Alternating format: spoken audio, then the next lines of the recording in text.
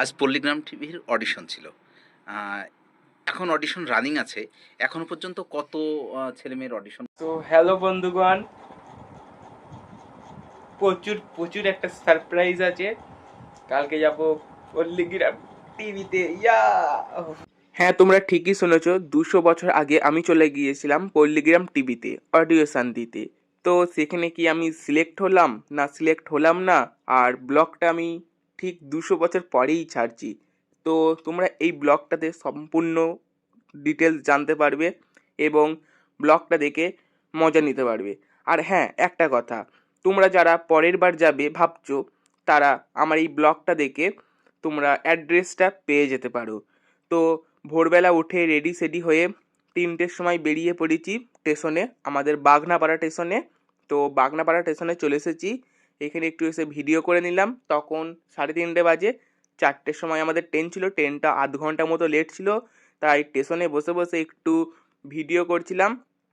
আর সম্পূর্ণ ভিডিওটা আমি ডাইরেক্ট ভয়েস দিতে পারিনি, একটু ওভার ভয়েস দিচ্ছি। এবার থেকে আশা করছি রেগুলারই ব্লগ ভিডিও দেওয়ার চেষ্টা করব, তোমরা যদি ভালোবাসা দাও। আর এতদিন ধরে ভিডিও করছি, যদি কোনো প্রফিট না থাকে তাহলে কি আর হয়। ভাবলাম ব্লগই শুরু করি, শর্ট ভিডিওতে আর হচ্ছে না। তো ফাইনালি আমাদের বাগনাপাড়া ট্রেন চলে এলো, কানলা অম্বিকা মানে হাওড়া থেকে কাটোয়া যাওয়া। আমরা এই ট্রেনটা করে যাব ফার্স্টে নবদ্বীপ। তো ভোর হচ্ছে, মানে যারা কোনোদিন ভোরবেলা ট্রাভেল করো না, তারা দেখো কি সুন্দর মানে ভোরটা হচ্ছে সেদিন। মানে প্রকৃতিটা এত সুন্দর ছিল, উপভোগ করার মতো। কিছু কিছু মানে চোখে এত শান্তি লাগে দেখে জিনিস, মানে বলে বোঝানো যায় না। আমরা ফাইনালি চলে এলাম নবদ্বীপ স্টেশনে। এখানে নবদ্বীপ স্টেশন থেকে নেবে আমরা স্টেশনের বাইরে গিয়ে ওখান থেকে অটো করব। অটো করে যাব নবদ্বীপ ঘাট। আর ওখান থেকে তোমরা সবাই যাও জানি, কারণ মায়াপুর আছে ওখানে। তো আমি নবদ্বীপ স্টেশনের ওপর দিয়ে যাচ্ছি সিঁড়ি দিয়ে। আর তখন ভোরবেলাতেও মানে কত ভিড়, মানুষের কত না কাজে কত কি দরকার হয়, সেই জন্য মানে মানুষ কোনো স্থির নেই কো। আমি ওভারব্রিজের ওপর দিয়ে যাচ্ছি, একটু দেখিয়ে দিলাম নবদ্বীপ স্টেশনটা। তো বাইরেটা এবার চলে আসবো, অটো ধরতে হবে। পুরো সিঙ্কে একটু বৃষ্টি হচ্ছিল হালকা হালকা, তাও সেই মানে পল্লীগ্রাম টিভিতে প্রচুর মানুষের ভিড় হয়েছে। মানে মানুষের মধ্যে আগ্রহ থাকলে সব কিছুই হয়। তো চলে আসলাম নবদ্বীপ ঘাটে টোটো করে। টোটো তার ভিডিও করা হয়নি কো, ভিড় ছিল ভালো, টোটোতে ঘেঁষামেশি করে বসেছি। তারপরে নবদ্বীপ ঘাটে এসে, আগেরবার আমরা ওই ঘাটটা থেকে গেছিলাম, ওই ঘাটটা এবার বন্ধ।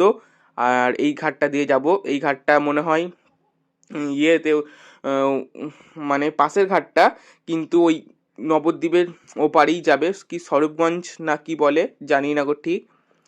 আগেরবার গিয়েছিলাম বলতে তোমরা ভাববে আগেরবার কোথায় গিয়েছিলাম, আগেরবার রওশন টিভিতে গিয়েছিলাম, নাম্বার 1 গ্রামীণ টিভি। ওই ব্লগটা করেছিলাম কিন্তু ছাড়তে পারিনি কো। আর এবার যাচ্ছি পল্লীগ্রাম টিভিতে, প্রচুর প্রচুর এক্সাইটেড আছি। আর কি বলবো গাইস, বলে বোঝাতে পারবো না। এই যে ঘাটে চলে এসেছি, ওখানে গিয়ে মানে কি হলো সব তোমরা এই ভিডিওটির ডিটেলসে জানতে পারবে। তো ভিডিওটা স্কিপ না করে সম্পূর্ণ ভিডিওটা কিন্তু তোমরা দেখতে থাকো। এই যে বোটে উঠে পড়েছি, কিন্তু যাওয়ার সময় অতটা কিচ্ছু বেশি ভিড় ছিল না, কারণ সকালবেলা। তাও সাইডের বোটগুলোতে ভালোই ভিড়। মানে ভাবি আমরা তো একদিন যাই, তাহলে মানুষ তো প্রতিদিনই যাওয়া আসা করে, তাহলে কত ভিড় হয়, মানুষের কত না দরকার হয়। এই যে আন্টিটা, এটা তো মানে বোটের মধ্যে ঘুমিয়ে পড়েছিল। আমি ভিডিও করেছি, তারপরে দেখলাম যে বোটের মধ্যে ঘুমোচ্ছে, মানে একটুখানি বোট পার হবে তাও মানে ঘুমিয়ে পড়েছে। এদিকে সবাই যাচ্ছে, আর আসার সময় কিন্তু প্রচুর ভিড় হয়েছে। তারপরে বোট থেকে লেবেটিয়ে ওপারে কৃষ্ণনগর স্টেশন যাব। স্টেশন যাওয়ার জন্য ফার্স্টে অটো ধরে নিলাম। বাগনাপাড়া স্টেশন থেকে এলাম নবদ্বীপ, নবদ্বীপ থেকে টোটো করে এলাম নবদ্বীপ ঘাট। নবদ্বীপ ঘাট থেকে পার হয়ে তারপরে টোটো করলাম, টোটো করে যাব কৃষ্ণনগর। এই যে ফাইনালি কৃষ্ণনগর স্টেশন পৌঁছে গেছি। কৃষ্ণনগর স্টেশন থেকে এবার ট্রেন চাপবো। ওদিকে আমার ভাই কিংবা দাদা যা বলো, আমরা ভাই বলি, টিকিট কাটতে গেছে স্টেশনে। তো একটু অপেক্ষা করতে হলো, ট্রেনটা একটু লেট ছিল আমাদের। তাও তখন বাজে 7:30 মতো। আমরা খুব তাড়াতাড়ি পৌঁছে গেছিলাম স্টেশনে। আমাদের এই যে ট্রেন চলে এসেছে, এই ট্রেনটা আগের বার অন্য ট্রেনে গেছিলাম, এই ট্রেনটাই যেমন দূরপাল্লায় যেমন সিট হয় ওরম টাইপের সিট। আগের বার গিয়েছিলাম এমনি নর্মাল যেমন ট্রেনের সিট হয় ওরম আর কি, সেই জন্য একটু তোমাদের করে ভিডিও করে দেখালাম। এই যে দূরপাল্লার সিটগুলো, আর ভালোই ভিড় ছিল না কো অতটা, মোটামুটি কমই ভিড় ছিল। দূরপাল্লার ট্রেনগুলো যেমন ভিড় হয় সেরকম অতটা ভিড় নেই কো। আগের বার গিয়েছিলাম ফাঁকা, আর আসার সময় এসেছিলাম মানে প্রচুর ভিড়। আর এইবারও যাচ্ছি মোটামুটি ফাঁকা, আর আসার সময় ভালোই ভিড় হয়েছিল। তো আসার সময় অত ভিডিও করতে পারিনি কো, কারণ যাওয়ার ভিডিওটাই দেখাচ্ছি, আসার ভিডিওটা আর দেখাতে পারছি না কো। এই যে ট্রেনে সব নিজের মতো সব ঘুমোচ্ছে, যারা দূরপাল্লার ট্রেন আর কি, ওপরে সব লাগেজ আছে, সব ভিড় কমে গেছে বলে নিচেই নেবে শুয়ে বসে যাচ্ছে সব। আমরা বেলডাঙ্গা স্টেশনে পৌঁছে গেছি। এই যে এটা হচ্ছে বেলডাঙ্গা স্টেশন। এবার বেলডাঙ্গা স্টেশন থেকে বেরিয়ে টিয়ে বাস কিংবা অটো কিংবা সেই কি ঝাঁকড়া না কি বলে গাড়ি, ওদের ওখানে সব ওই সব, আর টোটোকে বলে টুকটুকি, এসব এবার চাপবো। আমি যাচ্ছি ওভার ব্রিজ দিয়ে।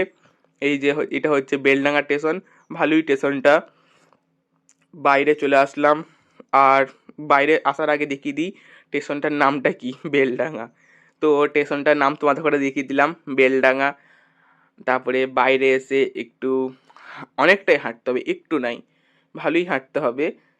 তো আমরা স্টেশনের বাইরে চলে এসেছি, আমি আমার ভাই। আর ভালোই মানে এখানে অনেকজনাই যাচ্ছে, ওখানে গিয়ে দেখলাম হ্যাঁ স্টেশন থেকে নেবে অনেকেই গেছে, স্টেশনে দেখা হয়েছে কিন্তু মানে কথা তো বলা যায় না। ওখানে গিয়ে দেখছি হ্যাঁ এ গেছে, এর সঙ্গে স্টেশনে দেখা হয়েছে, এরম আর কি অনেকই। তারপরে একটু হাত মুখ ধুয়ে নিলাম, মানে জল টেস্টটা হয়েছিল, জল খেয়ে নিলাম। তারপরে জল খাওয়ার পর এই যে হাঁটতে লাগলাম। এই স্টেশন থেকে লেবেটিয়ে ভালোই একটু হাঁটতে হবে, তারপরে তোমার অটো কিংবা বাস কিংবা ঝাঁকড়ি যাই বলো তাই পেয়ে যাবে। এদিকে একটু হাঁটতে লাগলাম। আর সকালবেলা বলে অতটা কিছু মনে হচ্ছিল না, আসার সময় মানে পাগুলো পুরো ব্যথা হয়ে যাচ্ছিল যখন বাড়ি আসছিলাম এই স্টেশনে হাঁটার সময়, আর যাওয়ার সময় অতটা কিছু হয়নি। আর এই যে ব্যাগ, এই ব্যাগ মানে বয়ে বয়ে ঘাড় ব্যথা হয়ে যাবে। বেশি কিছু নিই কো, তাও মানে জলের বোতল আছে, জলের বোতল থাকলে তো ব্যাগটা একটু ভারী হবেই। তারপরে চলে আসলাম আমতলা আর বহরমপুর, এইটা হচ্ছে আমতলা যাচ্ছে, আর এইদিকে যাচ্ছে বহরমপুর। এই ওই যে সামনে যে গাড়িটা দেখতে পাচ্ছ ঝাঁকড়ি না কি বলে, ওইটাতেই আমরা চেপে পড়েছি, মাত্র 30 টাকা ভাড়া নেবে। তো আমরা আমতলা কাছাকাছি চলে এসেছি, আমতলা থেকে লে বেটিয়ে টোটো করতে হবে, টোটো করে যাব ঘাটে। ঘাট বলতে তোমরা যখন যাবে তখন ঘাটটার নাম বলবে পাটিকাবাড়ি ঘাট। তাহলে কেমন হলো, আমি কৃষ্ণনগর স্টেশন অব্দি গেলাম বলেছি, কৃষ্ণনগর স্টেশন থেকে তোমাদের ট্রেনে করে চলে আসবে বেলডাঙ্গা স্টেশন। বেলডাঙ্গা স্টেশন থেকে লেবেটে একটু হাঁটবে, হেঁটেটে আসবে আমতলার আর বহরমপুর যাওয়ার রোডটাই বাস ধরবে, যে বলবে আমতলা যাব। আমতলা যাওয়ার দিকে চলে আসবে, এখানে তোমাদের লাবিয়ে দেবে, আর সামনে এখানে কতগুলো অটো থাকবে, অটোকে বলবে পাটিকাবাড়ি ঘাট যাব। এই আমরা যে এই ডান সাইড দিয়ে এলাম, এই সাইড দিয়ে যাচ্ছে শফিকদের স্টুডিও কিংবা পল্লীগ্রাম টিভি স্টুডিও। আর ওই সাইডটা যেটা আমতলায় যে দুটো রাস্তা দেখলে, ওই দিকটা যাচ্ছে নাম্বার 1 গ্রামীণ টিভি, ওইদিকে হচ্ছে সেলিমদের বাড়ি যাওয়া যাবে, নাম্বার 1 গ্রামীণ টিভি স্টুডিও ওদিকে। আর আমরা চলে এলাম এই দিক দিয়ে পার্কের ডান দিক দিয়ে। তো এখানে টোটো চেপে পড়েছি, টোটোকে বললাম পাটিকাবাড়ি ঘাট যাব।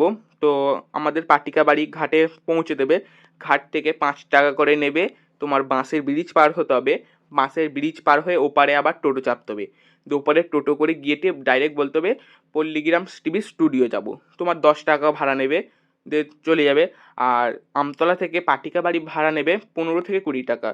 তো ফাইনালি আমরা চলে এলাম আমতলা থেকে পাটিকাবাড়ি ঘাটে। এই ঘাটটার নাম হচ্ছে পাটিকাবাড়ি ঘাট, আজলামপুরের ঘাটও বলতে পারো, কিন্তু সবাই পাটিকাবাড়ি ঘাট বলে, আমরা অত জানি না, সেই জন্য পাটিকাবাড়ি ঘাটই বলেছি। আমিও এই অ্যাড্রেসটা কোনো একটা ইউটিউবারের ভিডিও দেখে এসেছি। তো তোমরা ভাবছো আমি ড্রেস কেন চেঞ্জ করলাম, তো ড্রেসটা চেঞ্জ করেছি কারণ ওখানে গিয়ে আমি একটা অভিনয় করে দেখাবো। অভিনয়টা হচ্ছে বাবার রোল, তো বাবার মতো তো সাজতে হবে। একটা দাড়িও নিয়ে গিয়েছিলাম, আমার ভিডিওতে যে দাড়িটা তোমরা দেখো পাগলের অভিনয়ে যে দাড়িটা পরেছিলাম, ওই দাড়িটাকে একটু সাদা করে কালার করেছিলাম, কিন্তু আর পরিনিকো, বললো না পরলেও হবে। তো এই লুঙ্গি আর পাঞ্জাবি পরেছি, স্যুট আর গেঞ্জির ওপরেই পরেছি, তারপরে আবার এই ঘাটে এসে চেঞ্জ করে নিয়েছিলাম আসার সময়। তো ফাইনালি পৌঁছে গেলাম পল্লিগ্রাম টিভি স্টুডিওতে। আমরা সকাল সকালই এসেছিলাম, অতটা ভিড় হয়নি গো। তারপরে আস্তে আস্তে ভিড় হচ্ছিল, তাও আমাদের সিরিয়াল নাম্বার পড়েছিল কত 86 না 87 বেশ। আর এই যে আমরা যখন অডিওশন দিই আমাদের সামনে ঠিক এরমভাবে বসেছিল, আর আমরা ওদের সামনে 5টা চেয়ারে 5 জনা বসেছিলাম। তো সবাই এরম ছিল, নার্ভাস ফিল হচ্ছিল, কিন্তু অতটা হয়নি গো। আমি ঠিকঠাকভাবেই অডিওশনটা দিয়েছি। সবাইকেই জিজ্ঞাসা করছিল, আমি আমার নিজের মতোভাবে অডিওশনটা দিয়েছি। সবাইকে মানে জিজ্ঞাসা করছিল বলতে কেমন রিয়াকশান ভিডিও, মানে তুমি স্যাড কেমন থাকবে, হাসি মুখে কেমন থাকবে, দুঃখ, অবাক, মানে এসব আর কি। বলা হয়ে যাওয়ার পর আমি বললাম কি যে আমি যে এই ড্রেসটা পরে এসেছি, আমি তো কিছু একটা অভিনয় করে দেখাবো বলে, তো কি আমি দেখাবো অভিনয়টা?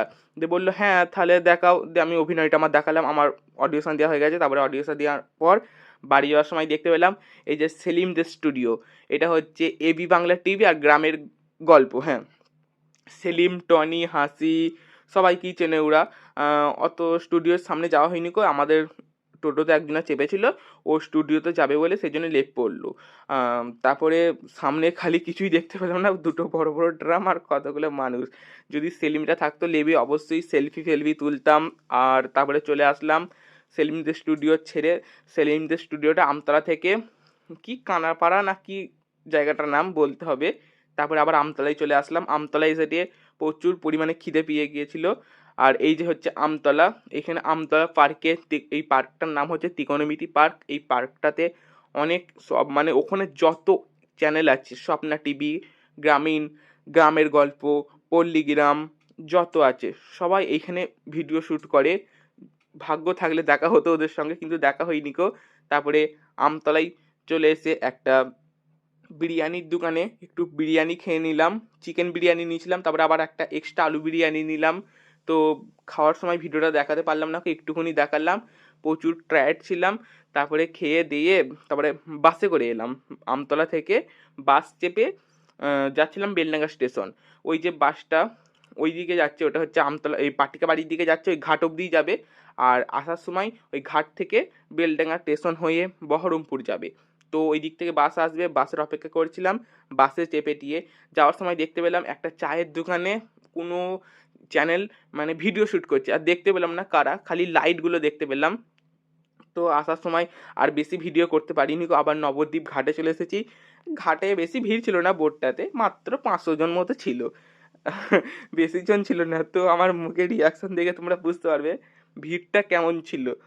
সেই মানে ফা আওয়াজটা দেয় না, ওরম টাইপের, ওরম রিয়াকশানটা একটু দিলাম। তো ভিডিওটা আশা করছি তোমাদের ভালো লাগবে। আর ওখানে যাদের সঙ্গে ছবি তুলেছিলাম তাদের সব্বাইকার ছবিগুলো আমি একটু একটু করে শেয়ার করলাম। ভিডিওটা ভালো লাগলে অবশ্যই লাইক, সাবস্ক্রাইব আর শেয়ার করবে। আর ভিডিওটাকে একটু শেয়ার করতে কেউ ভুলবে না। আর আমার ব্লগ ভিডিও চাও কি তোমরা কমেন্ট করে জানাবে। একটু অসুবিধা হবে, কিন্তু তোমাদের ঘরে ব্লগ ভিডিও দেওয়ার চেষ্টা করব। আর অল্প অল্পই ভিডিও দেবো, ব্লগ ভিডিও। ভালো লাগলে অবশ্যই যেটা বললাম। আর সব্বাইকার সঙ্গেই ছবি তোলা হয়ে গেছে। তো সবাইকে টাটা, বাই বাই। সবাই সুস্থ থাকবে, ভালো থাকবে, টাটা, বাই।